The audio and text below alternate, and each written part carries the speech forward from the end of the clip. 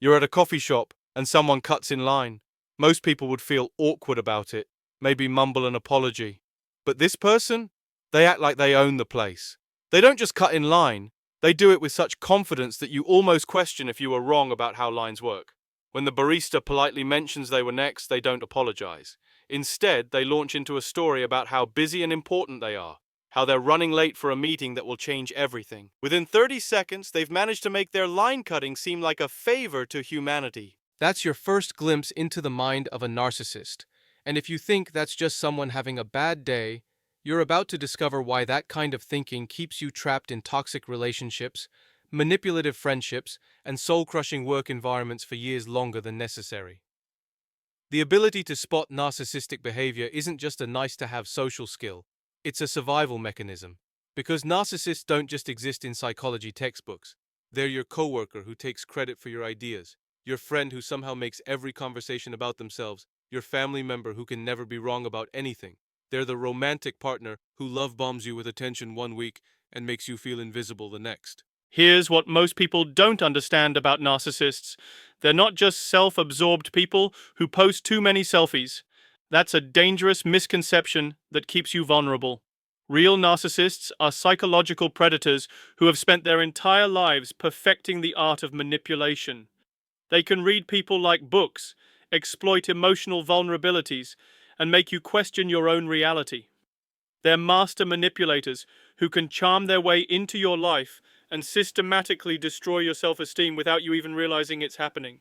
The problem is, by the time most people recognize they're dealing with a narcissist, the damage is already done. You've already been isolated from friends, gaslit into questioning your memory, and trained to walk on eggshells around their explosive reactions. You've already spent months or years making excuses for their behavior, convinced that if you just try harder, communicate better, or show more understanding, things will improve. But here's the brutal truth. Narcissists don't change. They don't have moments of clarity where they realize how their behavior affects others. They don't wake up one day and decide to develop empathy. The person you're hoping they'll become? That person was never real. It was a carefully crafted mask designed to hook you emotionally and keep you invested in a relationship that only serves them. That's why learning to spot narcissistic behavior instantly isn't just helpful. It's essential. Because the earlier you can identify these patterns, the more pain you can avoid, the more energy you can save, the more of your life you can protect from people who see you as nothing more than a source of supply for their endless need for attention, validation, and control. Now, before we dive into the specific warning signs, let me tell you something that might surprise you. Narcissists aren't always the loud, bragging, obvious types you might expect. Some of the most dangerous narcissists are covert. They present themselves as victims, as sensitive souls who've been wronged by the world. They use their supposed vulnerability as a weapon, making you feel guilty for not giving them constant attention and support. Others are grandiose. They're the ones who dominate conversations, name drop constantly, and seem to have an opinion about everything. They're easier to spot but often more charming, which makes them particularly dangerous in professional and social settings. The key to spotting both types isn't just looking for arrogance or self-centeredness, it's recognizing the deeper patterns that drive all narcissistic behavior. It's understanding that beneath the surface, confidence or manufactured vulnerability, lies someone who genuinely cannot see other people as fully human. To a narcissist, you're not a person with your own thoughts, feelings, and needs. You're either useful to them or you're not. You're either feeding their ego or you're a threat to be eliminated. This is why normal relationship advice fails so spectacularly with narcissists. You can't communicate your way out of a relationship with someone who doesn't see you as worthy of consideration. You can't set boundaries with someone who believes rules don't apply to them. You can't build trust with someone who sees honesty as weakness and manipulation as strength. The first warning sign that you're dealing with a narcissist is something I call the spotlight effect. Watch how they behave in group settings. Normal people naturally share conversational space. They ask questions, show interest in others' stories, and understand that social interaction is a two-way street. Narcissists treat every conversation like a stage where they're the star performer and everyone else is just the audience. They don't just talk about themselves, they hijack every topic and redirect it back to their experiences, their opinions, their drama. Someone mentions they're stressed about work. The narcissist launches into a 20-minute monologue about their job challenges. Someone shares good news. The narcissist either one-ups them with a better story or finds a way to make the celebration about their own achievements. But here's where it gets subtle. They're often very good at making this redirection seem natural. They might start by asking a follow-up question about your situation, but within seconds, they're using your answer as a launching pad for their own story. They've mastered the art of appearing interested while actually just waiting for their turn to speak. The second warning sign is their relationship with truth. Narcissists have a flexible relationship with reality. They don't necessarily lie about big, obvious things that would be too easy to catch. Instead, they engage in what psychologists call gaslighting. They'll deny saying things you clearly remember them saying. They'll rewrite history to make themselves look better. They'll minimize their mistakes while magnifying yours. This isn't just poor memory or different perspectives. It's a deliberate strategy to keep you off balance and questioning your own perceptions. They want you to doubt yourself because people who doubt themselves are easier to control. The third warning sign is how they handle criticism or being told no. Normal people might not like criticism, but they can usually handle it without having a complete meltdown. They might disagree, they might defend themselves, but they don't launch into personal attacks or try to destroy the person who dared to challenge them. Narcissists, on the other hand, have what's called narcissistic rage. Any criticism, no matter how minor or constructive, is experienced as a devastating attack on their entire identity. They can't separate their actions from their sense of self, so criticizing what they did feels like you're saying they're fundamentally worthless as a person. This rage doesn't always look like screaming or throwing things. Sometimes it's cold, calculated revenge. Sometimes it's a smear campaign designed to destroy your reputation. Sometimes it's silent treatment that lasts for weeks, designed to punish you for having the audacity to question them. The fourth warning sign is their complete inability to apologize authentically. Now, narcissists will sometimes say the words, "I'm sorry," but listen carefully to what follows. A genuine apology acknowledges wrongdoing, takes responsibility, and commits to change. A narcissistic apology does none of these things. Instead, you'll hear things like, "I'm sorry you feel that way," which isn't an apology at all. It's a way of making your hurt feelings your problem. Or, "I'm sorry, but you made me do it," which shifts the blame back to you. Or, "I'm sorry if I hurt you," which avoids taking responsibility by questioning whether you were actually hurt. Real narcissists are fundamentally incapable of genuine remorse because genuine remorse requires empathy, and empathy requires seeing other people as fully human beings with valid feelings. This is the one thing narcissists cannot do. The fifth warning sign is something called love bombing, followed by devaluation. This is particularly dangerous in romantic relationships, but it happens in friendships and work relationships too.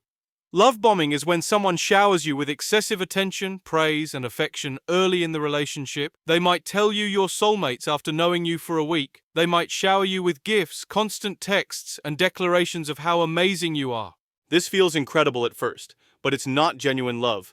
It's a manipulation tactic designed to get you emotionally hooked. Once you're invested, once you've started to depend on this intense attention, that's when the devaluation begins. Suddenly, you can't do anything right. The same person who once praised everything about you now criticizes everything about you. They become distant, critical, and emotionally unavailable. This cycle of idealization and devaluation is designed to keep you chasing the high of those early days, desperately trying to get back to the person they pretended to be in the beginning. But here's the truth: that person never existed. The love bombing phase was an act, a carefully crafted performance designed to hook you emotionally. The sixth warning sign is their complete lack of empathy, but not in the way you might expect. Narcissists can actually be very good at recognizing emotions in others. They have to be, because that's how they know which buttons to push.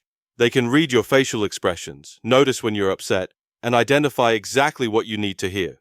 The problem is, they use this emotional intelligence as a weapon, not as a bridge to genuine connection. Watch how they respond when you're genuinely hurting. A normal person might not always know the right thing to say, but they'll at least try to comfort you. They'll sit with you in your pain, even if it makes them uncomfortable. Narcissists do the opposite. They either ignore your pain entirely, minimize it, or worse, they use it against you later. They might say something like, "You're being too sensitive," or "Other people have it worse." They might bring up your vulnerability during a future argument, weaponizing your moment of openness against you. Or they might actually seem to enjoy your distress because it gives them a sense of power and control. This is why so many people stay trapped in relationships with narcissists for years. They keep hoping that if they just communicate their needs clearly enough, if they just show enough vulnerability, the narcissist will finally understand and change. But narcissists don't miss your emotional cues because they're bad at reading people. They ignore them because they don't care. The seventh warning sign is their relationship with boundaries. Normal people understand that boundaries are healthy and necessary. They might not always like your boundaries, but they respect them. Narcissists see boundaries as personal attacks, as obstacles to overcome, as evidence that you don't really love them or trust them. They'll test your boundaries constantly, pushing a little further each time to see what they can get away with. They might show up at your workplace uninvited after you've asked for space. They might go through your phone after you've told them privacy is important to you. They might continue calling after you've said you need time to think. When you try to enforce your boundaries, they'll make you feel guilty about having them in the first place. They'll say things like, "If you really love me, you wouldn't need boundaries," or "I thought we were closer than that."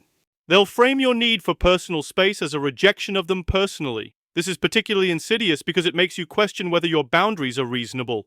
You start thinking maybe you are being too rigid. Maybe you should be more flexible. Maybe asking for basic respect is asking too much. This is exactly what they want. They want you to doubt yourself so they can continue violating your boundaries without consequence. The eighth warning sign is their inability to maintain long-term relationships.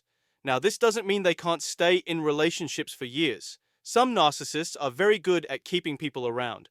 But if you look closely at their history, you'll notice a pattern of burned bridges, former friends who turned against them, and ex-partners who are all supposedly crazy. They'll have dramatic stories about every relationship that ended, and in every single story, they're the victim. The friend who betrayed them, the boss who was jealous of their success, the ex who couldn't handle their ambition.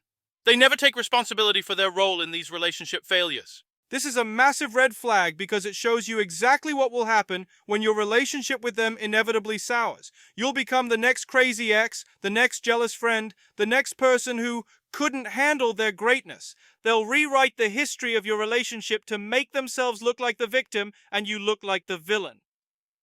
The ninth warning sign is their grandiose sense of self-importance. This goes beyond normal confidence or healthy self-esteem.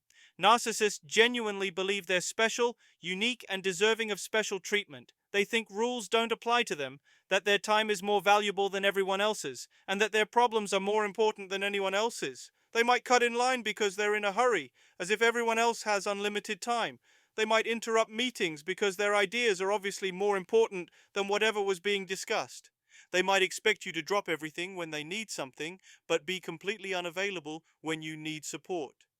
This sense of entitlement extends to every area of their life. They believe they deserve the best job, the best parking spot, the best table at the restaurant. They don't work for these things or earn them. They simply expect them because of who they are. The 10th warning sign is their use of projection. Narcissists are masters at accusing others of the exact behaviors they're guilty of themselves. If they're cheating, they'll accuse you of being unfaithful. If they're lying, they'll call you dishonest. If they're being manipulative, they'll claim you're trying to control them. This serves two purposes. It deflects attention from their own behavior, and it makes you defensive. Instead of addressing their actions, you're now trying to prove you're not guilty of whatever they're accusing you of. It's a brilliant manipulation tactic that keeps you off balance and prevents you from holding them accountable. The 11th warning sign is their emotional volatility. Narcissists have the emotional regulation skills of a toddler. They can go from charming and pleasant to explosive and cruel in a matter of seconds. You never know which version of them you're going to get, which keeps you walking on eggshells and constantly trying to manage their mood. This isn't just someone having a bad day or being stressed about work. This is someone who uses emotional outbursts as a control mechanism. They've learned that if they get angry enough, people will give them what they want just to avoid the confrontation. The 12th warning sign is their inability to celebrate your successes. Normal people feel happy when good things happen to people they care about. Narcissists feel threatened. Your success reminds them that they're not as special as they thought, that other people are capable of achieving things too. They might minimize your achievements, find ways to take credit for them, or suddenly have a crisis that requires your immediate attention and pulls focus away from your good news. They can't stand not being the center of attention, even when that attention should rightfully belong to you. Now here's what you need to understand about all these warning signs. Narcissists don't display all of them all the time. They're skilled at hiding their true nature, especially in the beginning of relationships. They know these behaviors are off-putting, so they mask them until they feel secure that you're not going anywhere. This is why the early stages of relationships with narcissists can feel so intoxicating. They're on their best behavior, showing you only the charming, attentive, seemingly perfect version of themselves. It's only after you're emotionally invested that the mask starts to slip and you begin to see who they really are. The key is learning to recognize these subtle early warning signs before you're in too deep. Because once you're trauma bonded to a narcissist, once you've been systematically broken down and built back up in their image, escaping becomes exponentially more difficult. But recognizing the signs is just the first step. The real challenge is learning how to protect yourself once you know you're dealing with a narcissist, because knowledge without action is just painful awareness. You need to understand not just how to spot them, but how to respond when you do. The most important thing to remember is this. You cannot change a narcissist. You cannot love them enough, sacrifice enough, or communicate clearly enough to make them develop empathy. The person you fell in love with, the person you thought you knew, that was a performance. The real person is the one who emerges after the mask falls off. Your only option is to protect yourself, and that means implementing what I call the grey rock method. Make yourself as boring and unresponsive as possible. Don't give them emotional reactions. Don't engage with their drama. Don't try to defend yourself when they make accusations. Become so uninteresting that they lose interest in you as a source of supply. If you're in a relationship with a narcissist, start documenting everything. Keep records of conversations, save text messages, write down incidents. Narcissists will try to rewrite history, and having concrete evidence of what actually happened will help you maintain your sanity and your perspective. Most importantly, start rebuilding your support network. Narcissists systematically isolate their victims from friends and family. They convince you that nobody else understands your relationship, that everyone else is jealous or manipulative. Reconnect with the people who genuinely care about you. You'll need their support when you finally decide to leave. Because here's the truth nobody wants to hear. The only way to win with a narcissist is not to play. You cannot reason with someone who doesn't see you as human. You cannot build a healthy relationship with someone who views love as weakness and manipulation as strength. The good news is that once you learn to spot these patterns, you'll never be fooled again. You'll see through the love bombing, recognize the gaslighting, and understand that their rage has nothing to do with you and everything to do with their own internal emptiness. Your life is too precious to waste on people who see you as nothing more than a mirror to reflect their own perceived greatness. You deserve relationships built on mutual respect, genuine empathy, and authentic connection. And the first step toward finding those relationships is learning to recognize and avoid the people who are incapable of providing them. Trust your instincts. If something feels off about someone's behavior, don't ignore that feeling. Your subconscious mind is often picking up on red flags that your conscious mind isn't ready to acknowledge. Listen to that inner voice. It might just save you years of pain. The ability to spot a narcissist instantly isn't just a skill, it's a superpower. It's the difference between a life spent walking on eggshells and a life lived with confidence and peace. Master these warning signs, trust your gut, and never let anyone convince you that their inability to treat you with basic human decency is somehow your fault. You're worth more than that. You always have been.